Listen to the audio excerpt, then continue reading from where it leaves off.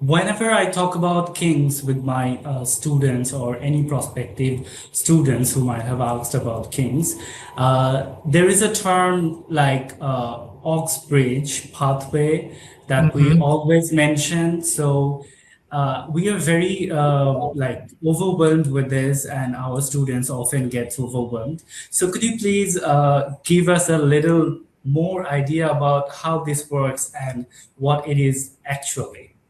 Oxbridge, obviously, or maybe not obviously, but just to be clear, stands for Oxford and Cambridge. It's the two kind of most prestigious universities in the UK in a combined name. These universities are very selective. What many students might not realise is that universities publish academic entry criteria, but they will have far more applicants that actually meet those academic criteria than they are able to welcome. So the universities, of course, the academic qualifications are very important. The English language qualifications are very important, but they're looking for more than just that. And they're looking for you to demonstrate your potential for the future. And what these universities really want to do is they want to select the best students who are academically brilliant, who are really interested in this subject area, and they're all going to come together in the university and they're going to talk to each other and feed off each other's ideas and have new creativity.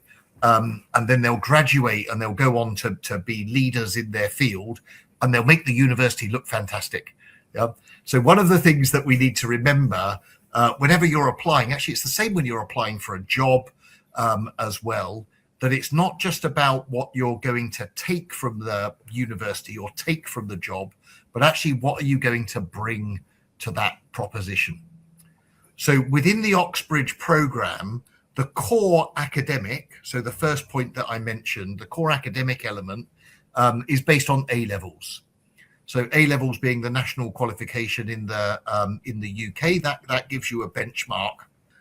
We can see that students are going to require A's and A stars, so really the very top grades academically. But then in addition, there were the other 2 points that I mentioned about your deep and genuine interest in the subject area and your potential for the future. So when we talk to students and they say, I want to be a doctor, and we say, what does a doctor do? And they don't really know, or they say something like, oh, they save lives. Okay, great. So how many times have you seen a doctor in your life, and how many times have they saved your life? That doesn't quite work. So you can see that students really need to understand what the subject is that they're interested in studying. They're not expected to know all the answers because obviously they're going to the university to learn, but they should at least have a very clear idea about what it is that they want to learn and why.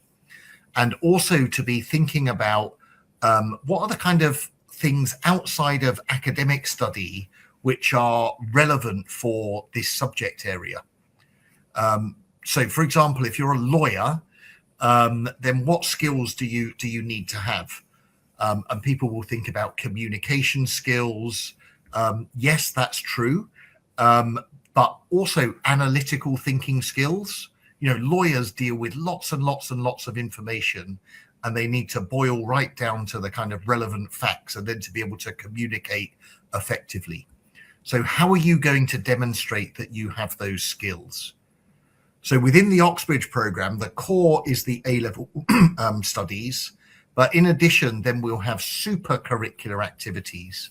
So people on the call today may have heard of extracurricular activities, and those are things that you do. Maybe that's swimming and playing the piano and those type of things, which are all great and part of your personal development and lots of fun. But how do they make you a better lawyer? Yeah. So what we need to be thinking about with super curricular activities are the things that you can do outside of the classroom that relate directly to your studies and the type of knowledge and skills that you're going to need to be able to demonstrate and build upon at university. So within the Oxbridge program, there's lots of work with guest speakers. There are looking at opportunities for research projects into different areas, perhaps areas of work shadowing, work placement, those type of things.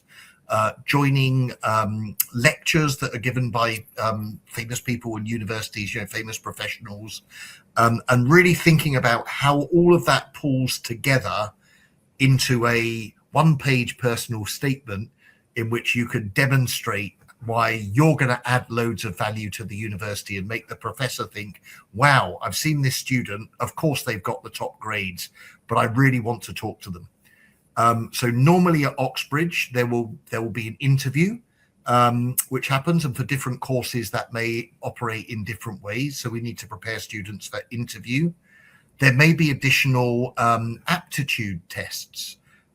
TSA is something, thinking skills assessment, for example, or other sort of subject-specific skills that might relate to certain subject areas.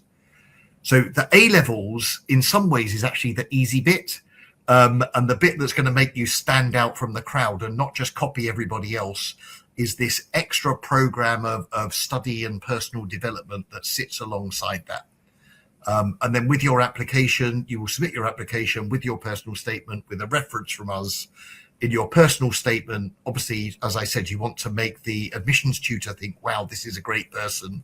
And it gives you the basis actually for a lot of the conversation within the interview. And yeah, hopefully then you go on to win your place at these most prestigious and selective universities.